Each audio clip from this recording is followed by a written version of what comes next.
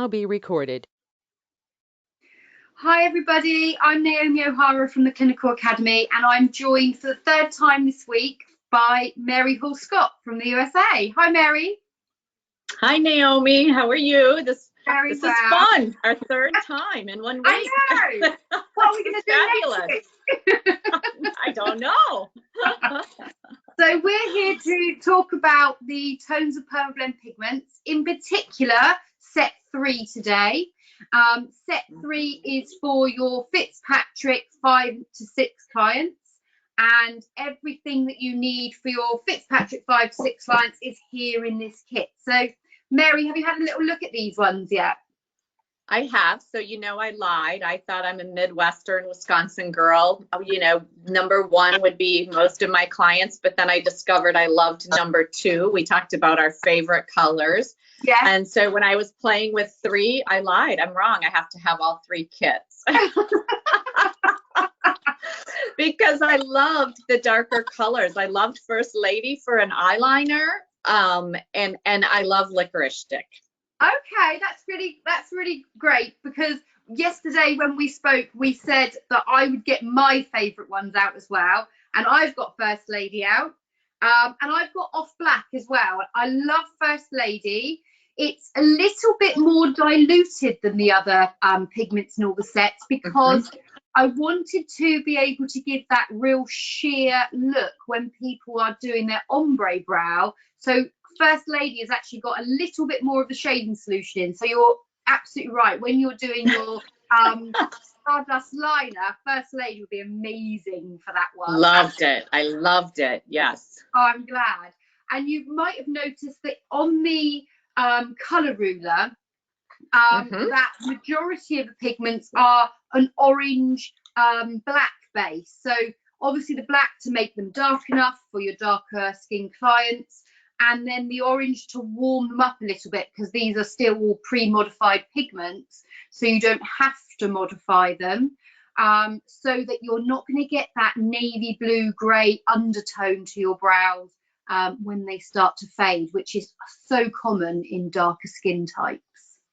I have to tell you, that's the first thing I noticed, and when I started playing with the set 3, that's the very first thing I noticed, because you and I, we remember back in the day when we had to mix our own, right? Yeah. We were putting oranges in like crazy, and we put too much and too little, and too much titanium was in them, and it was, back in the day. That's all I can say. So this is amazing.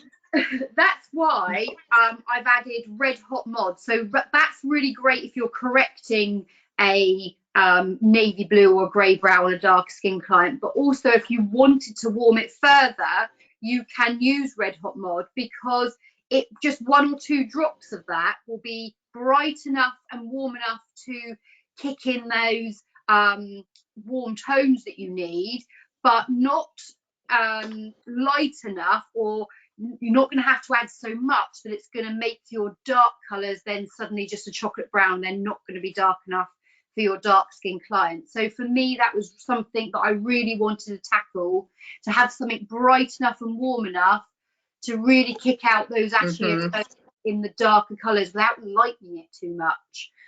For me, that's always been a problem with darker skinned clients, getting it dark enough so you can see it, but warm enough so that it's not going to go navy or a grey colour. Absolutely. And I'm so glad you added this, because I'm a big believer in mixing colors together that are manufactured and made to be mixed together. They have the same bases, whether it's glycerin or witch hazel or whatever you have in it. But knowing that these are pre-modified and I'm going to have to do very little, but also knowing that if I need just that extra little, I've got something that I'm going to be able to put in the same cup, mix it all together, and it's going to go into the skin. Because I actually tested that. I actually mixed the Red Hot Mod with a few things, and it was beautiful. I mean, it just flows together like it should. Good. I'm really pleased.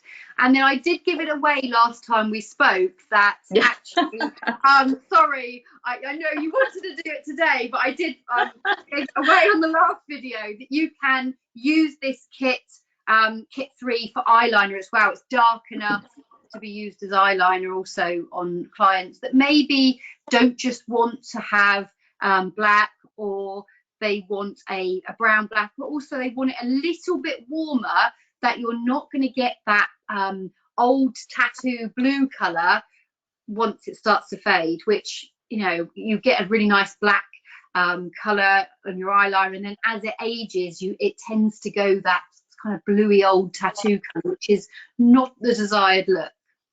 Right. Yeah, I've kind of decided that for me, with the Fitzpatrick clients that I work on, set 3 is my new eyeliner set. Yeah. Because as we age, and I'm working on blue eyes, and, you know, I'm working on blonde hair, you know, I do some black classics, but most of my girls like it softer. They like it to blend, and these colors are perfect for that. Great. And I expect if you're dealing with people that are lighter skinned, blue eyes, blonde hair, they might be verging on a little bit more vascular on their eyelids as well. So this absolutely, will be a bit safer for them as well. Absolutely. Good point. I hadn't thought of that, but absolutely.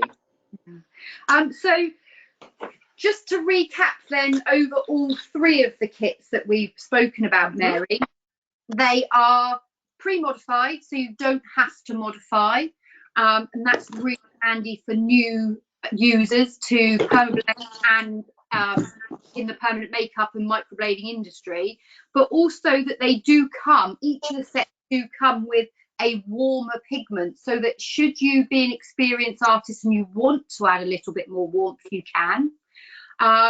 They're really easy to use, and each of the sets are enough pigment in there for you to deal with each of the pigment of the Fitzpatrick sets. So whether that's set 1, which is for your Fitzpatrick 1 to 2, set 2 for your Fitzpatrick 3 to 4, and set 3 for your Fitzpatrick 5 to 6.